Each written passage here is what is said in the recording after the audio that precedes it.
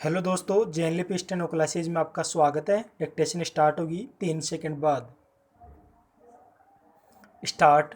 महोदय, महिला श्रमिकों में मुख्य कामगार 15% है, जबकि सीमांत कामगार 6% है। महिला कामगारों में संवैधानिक प्रतिशत महिला कृषि श्रमिकों का है, जबकि सीमांत के बाद दूसरा स्थान महिला काश्तकारों का एवं महिला श्रमिकों का 15% भाग अन्य विविध कार्यों में लगा हुआ है। गृह निर्माण कार्य में कुल महिला कामगारों की 5% महिलाएं कार्यरत है। इससे स्पष्ट है कि भारतीय अर्थव्यवस्था में महिला श्रमिकों की सहभागिता अत्यंत महत्वपूर्ण है।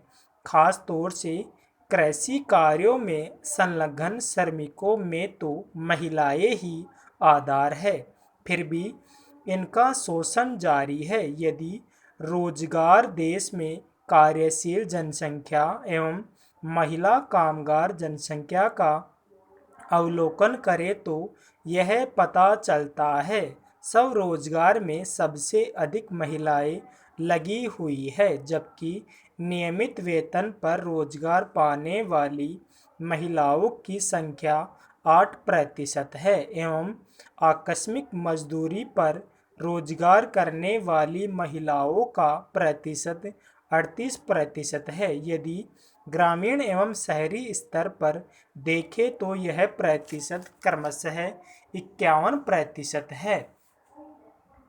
इससे देश में रोजगार, कार्यशील जनसंख्या एवं कार्यरत महिला जनसंख्या का विवरण स्पष्ट है। इससे यह भी स्पष्ट है कि स्वरोजगार के अंतर्गत ग्रामीण महिला कामगारों की संख्या में कुछ कमी आई है, जबकि नियमित वेतन पर आधारित रोजगार में वृद्धि हुई है। आकस्मिक वेतन पर आधारित रोजगार की स्थिति उसी तरह बनी हुई है जैसे कि पहले थी। इसी तरह शहरी महिला कामगारों की संख्या स्वरोजगार के अंतर्गत पहले से कम होकर पुनः कुछ बढ़ी है, जबकि नियमित वेतन पर आधारित रोजगार में महिला श्रमिकों की संख्या बढ़ी है। आकस्मिक मजदूरी पर आधारित महिला श्रमिकों की संख्या पहले से कम हुई है। ठीक यही स्थिति कार्य के अन्य क्षेत्रों में व्याप्त है। अगर देश में बेरोजगारी की स्थिति को देखा जाए तो महिलाएं पुरुषों की अपेक्षा अधिक बेरोजगार है। ग्रामीण क्षेत्रों में, शहरी क्षेत्रों में जो भी रोजगार मिला हुआ है उनमें उनका शोषण किया जाता है। ग्रामीण क्षेत्रों में चूंकि शहरी क्षेत्रों की अपेक्षा बेरोजगारी की दर अधिक है, इसलिए ग्रामीण क्षेत्रों में महिलाओं के लिए अधिक रोजगार के अवसर जुटाने की आवश्यकता है। अपने देश में शिक्षित वर्ग में पुरुष एवं महिला रोजगार में अंतर देखने को मिलता है। रोजगार वृद्धि की दर ग्रामीण क्षेत्रों में शहरी क्षेत्रों से अधिक रही है। शिक्षित वर्ग में स्त्रियों की रोजगार वृद्धि की दर पुरुषों की अपेक्षा अधिक रही है। तथ्य इस बात की पुष्टि करते हैं कि शिक्षित पुरुष वर्ग में लगातार वृद्धि बेकारी का एक महत्वपूर्ण कारण महिलाओं का अधिक मात्रा में रोजगार ढूंढना एवं रोजगार प्राप्त करना है। शिक्षित वर्ग में महिलाओं में रोजगार वृद्धि की दर राष्ट्रीय स्तर से सदैव अधिक रही है। इसका मुख्य कारण पुरुषों में शिक्षित व्यक्तियों की रोजगार वृद्धि की दर में कमी रहना है। जहां तक स्त्री पुरुषों की कार्य सहभागिता का प्रश्न है तो 1991 में यह क्रमशः 22 एवं 21 रही है। पैरा महोदय, मैं अपने लिए इसे बड़ा सौभाग्य मानता हूँ कि मैं आज के इस समारोह में सम्मिलित हो सका। कुछ दिन पहले जब लोकनायक बापूजी अपने ने मेरे पास लिखा कि मैं यवतमाल आकर लोकमान्य तिलक की मूर्ति का अनावरण करूं, तो मैंने अपने लिए इसे बड़ा सम्मान माना। उसके साथ साथ बापूजी ने यह सूचना भी दी कि यदि मैं यहाँ आऊँगा तो मुझे यह भी सौभाग्य मिलेगा कि एक बार फिर उनके दर्शन कर सकूँगा। इन सब कारणों से मेरे हृदय में एक क्षण के लिए भी ऐसा विचार नहीं आया कि इस निमंत्रण को स्वीकार करने अथवा न करने के विषय में सोचूं। मैंने उसे एक आदेश मानकर सिरोधार्य कर लिया। थोड़े समय की अनिश्चितता अवश्य रही, क्योंकि मैंने लिखा था कि इधर जब आ सकूँगा तो यहाँ आऊँगा। मुझे प्रसन्नता है कि वह दिन आ गया और मैं यहाँ आकर इस शुभ कार्य में भाग ले सका।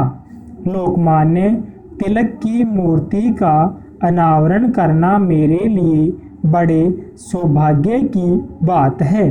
लोकमान्य तिलक की मूर्ति का लोकमान्य ने केवल इस देश को जगाया ही नहीं, बल्कि उन्होंने कांग्रेस रूपी जिस भवन की नींव डाली वह आज स्वतंत्रता के रूप में हम सबको मिला है। अपनी बुद्धि, अपना शरीर और धन जो कुछ मनुष्य के पास हो सकता है, सब कुछ देकर उन्होंने देश को जागृत किया और हमें स्वराज्य के लिए तैयार किया।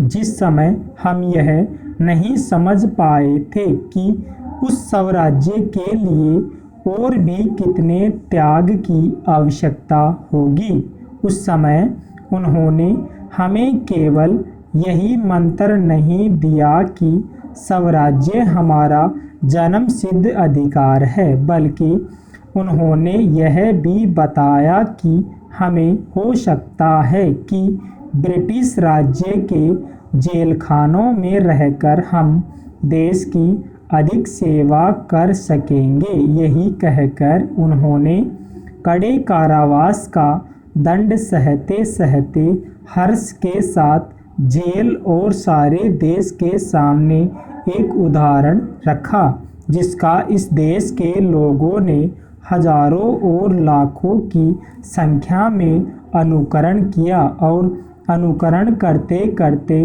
अंत में हमने स्वराज्य भी पा लिया। पैरा आप लोग लोकमान्य के काम के ढंग से और बहुत निकट के दर्शन से मैं अपेक्षा कहीं अधिक परिचित है। मुझे तो उनसे संपर्क में आने का थोड़ा सा भी सौभाग्य प्राप्त हुआ था।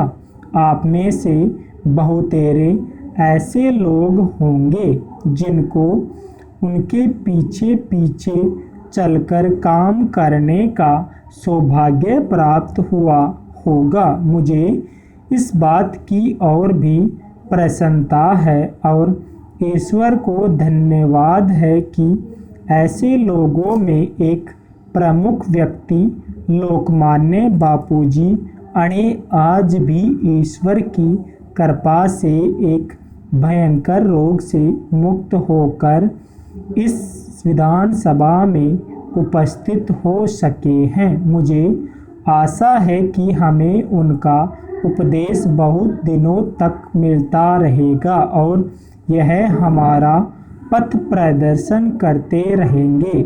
इसलिए अब जब कि हम स्वराज्य भोगने का अवसर मिला है, जिसके लिए हम संग्राम कर रहे थे, हमें उनको सार्थक बनाना है। स्टॉप।